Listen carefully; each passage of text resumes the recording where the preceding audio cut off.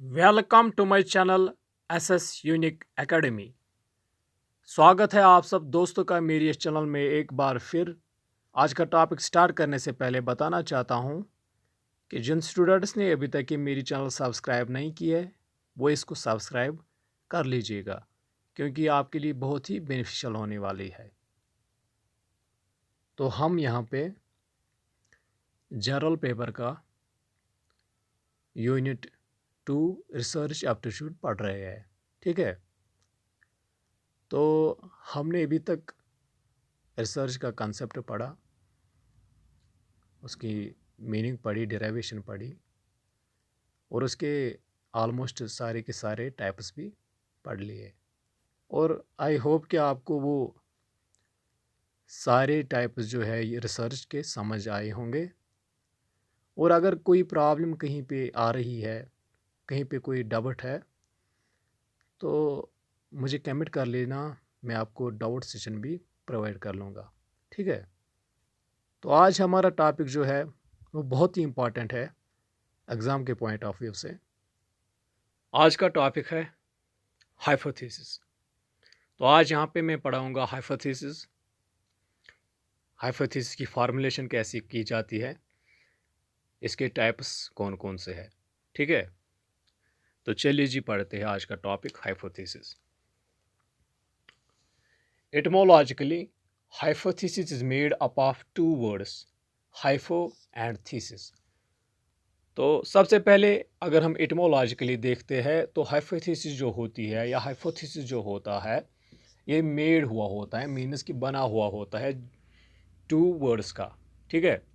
तो हाइपोथेसिस बना हुआ होता है दो लफ्ज़ों का, हाइफो एंड थीसिस। तो हाइफो का मीनिंग है, हाइफो मीन्स लेस देन, मीन्स कि हाइफो जो होता है इसका मीनिंग यही है कि ये लेस देन होता है, ठीक है।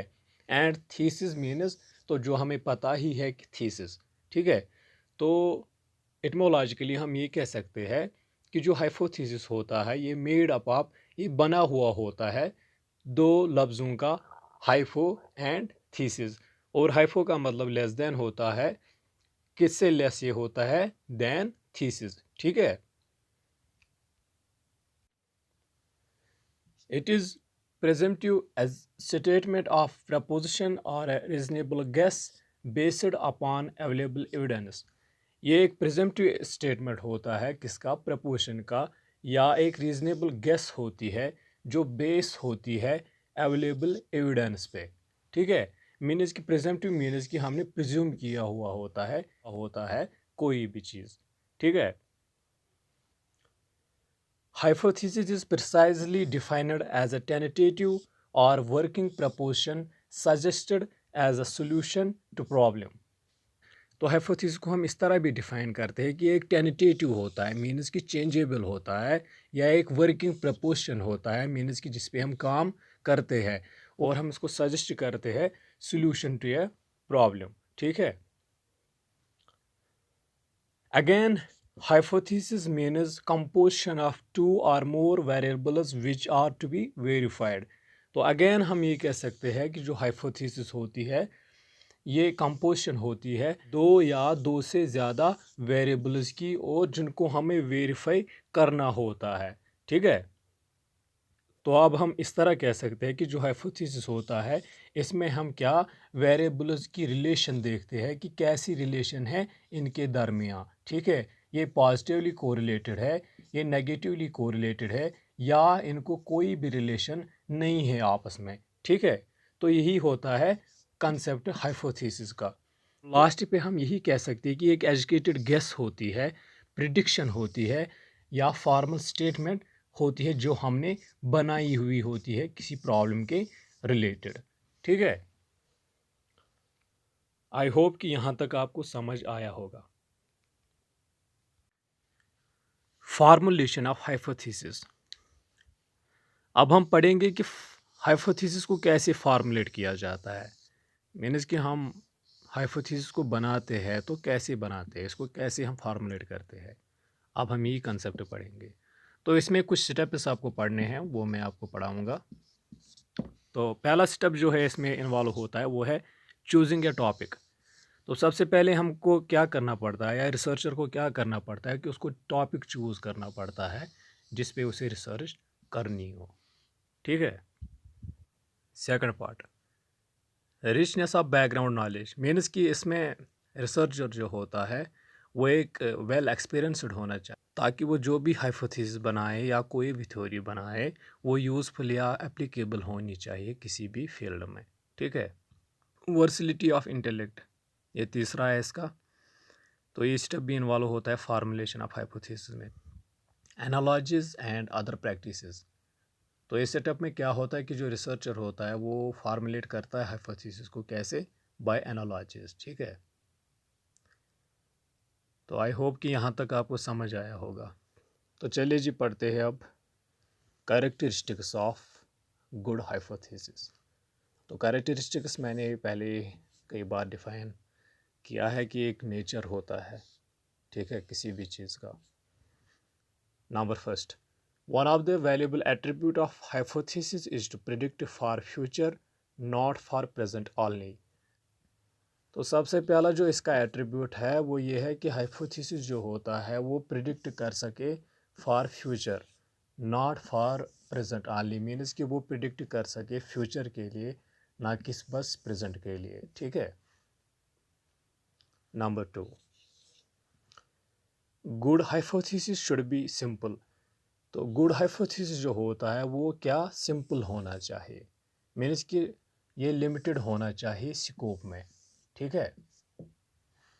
चलिए जी नंबर 3 पे, hypothesis must be conceptually clear, means कि हाइपोथेसिस जो होता है वो कंसेप्चुअली क्लियर होना चाहिए, मीन्स कि वो फ्री फ्रॉम एम्बिगुअस इंफॉर्मेशन होना चाहिए। ठीक है।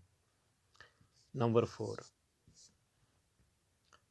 Hypothesis should be testable. तो हाइपोथेसिस टेस्टेबल होना चाहिए, मीन्स कि मेजरेबल होना चाहिए जिस पे हम टेस्ट कर सके।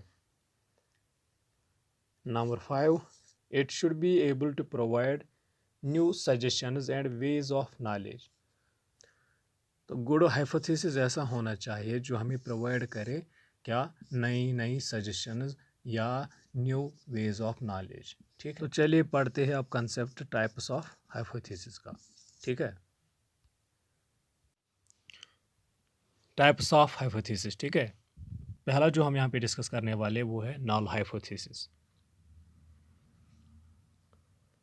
नल hypothesis also known as statistical hypothesis, इसको स्टैटिस्टिकल हाइपोथेसिस भी कहते हैं। नल जो होता है उसकी जो मीनिंग होती है वो होती है ज़ीरो। ठीक है। तो चलिए पढ़ते हैं। When hypothesis is stated negatively it is called null hypothesis, means कि जब हाइपोथेसिस स्टेटेड किस में हो, नेगेटिव में, तो हम इसको क्या कहते हैं, null hypothesis. A null hypothesis is a prediction that there will be no change, relationship or difference between two variables. तो null hypothesis एक ऐसी prediction होती है कि there will be no change, means कि यहाँ कोई change नहीं हो सकती, कोई relation नहीं है या कोई भी difference नहीं है किन में, two variables में। ठीक है।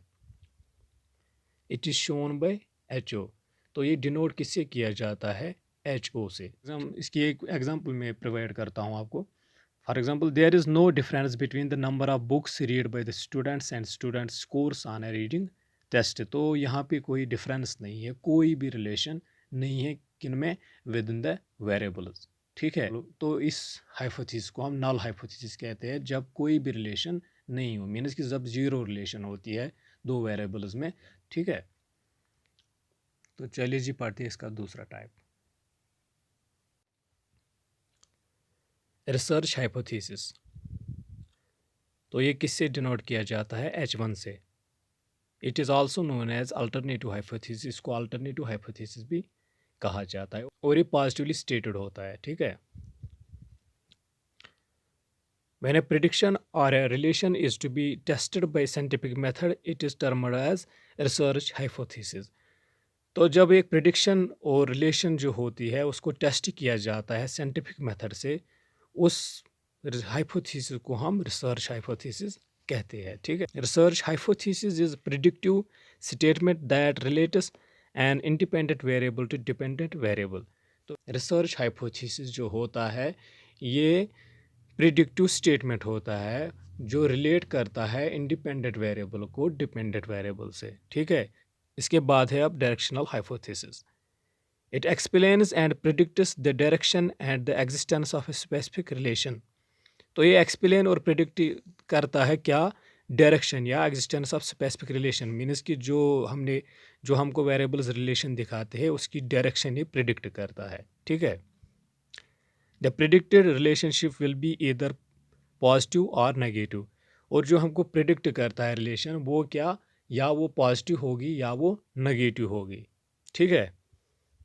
It is also known as cause and effect hypothesis. इसको कॉज एंड इफेक्ट हाइपोथेसिस भी कहते हैं। तो मैं आपको एक एग्जांपल दूंगा जिससे आपको ये क्लियर होगा। तो देखिए, the co educated students are more interactive than non co educated students. Means कि हमको एक डिग्री दिखा रहा है, ठीक है, कि जो को एजुकेटेड स्टूडेंट्स है ये मोर मीन्स कि ज़्यादा इंटरेक्टिव है किनसे, जो नॉन को एजुकेटेड स्टूडेंट्स है, ठीक है। तो इसका लास्ट टाइप जो है वो है नॉन डायरेक्शनल हाइपोथेसिस, ठीक है। इट प्रिडिक्ट्स चेंज रिलेशनशिप और difference between two variables but does not specifically designate the change relationship or difference as being positive or negative। तो ये हाइपोथेसिस भी प्रिडिक्ट करता है, चेंज करता है, रिलेशन दिखाता है, डिफरेंस दिखाता है किन में, वेरिएबल्स में। बट जो रिलेशन होती है वेरिएबल में ये हमको नहीं दिखाता है कि ये पॉजिटिवली है इनकी रिलेशन या इनकी रिलेशन नेगेटिव में है, ठीक है। तो इसकी एक एग्जांपल देता हूँ। There is relation between the number of books read by the children and children score on a reading test, ठीक है। तो मीन्स कि यहाँ पे एक रिलेशन हमको दिखाई देती है वेरिएबल्स में, बट ये नहीं दिखा सकता कि ये पॉजिटिवली है या नेगेटिवली कोरिलेटेड है या पॉजिटिवली कोरिलेटेड है। मीन्स कि यहाँ पे ये बस रिलेशन दिखाता है, ठीक है, डायरेक्शन हमको नहीं दिखाता है। और जो डायरेक्शनल होता है वो हमको डायरेक्शन दिखाता है whether they are positively correlated या नेगेटिवली कोरिलेटेड। आई होप कि आपको ये आज के सारे जो मैंने कंसेप्ट यहाँ पे पढ़ाए क्लियर होंगे अच्छे से। वीडियो पसंद आया तो इसको लाइक करना, कमेंट करना और अपने दोस्तों के साथ शेयर करना। Thanks for watching this video.